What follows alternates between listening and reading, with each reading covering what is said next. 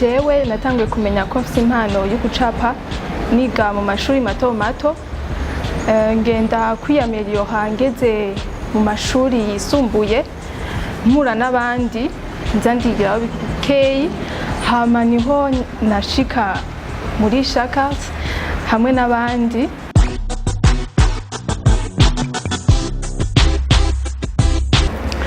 Nk'umwigeme acapa muri societe baratangara cyane, ntabyo batahura kubona umukobwa ashoboye nk'abahungu, hama muhira byakira neza, barazi ko ari ikintu nakunze kuva kiri mutonyi, yego baranyankoraje.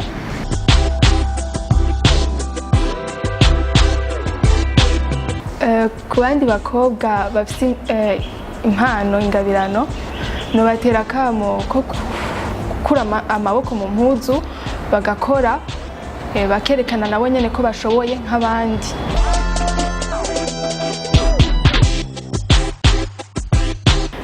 Mu bijanye no gucapa nifuza kugera kure hamwe nyene na Shaka Company, kugera kure, guteza imbere art mu Burundi, gushika kure.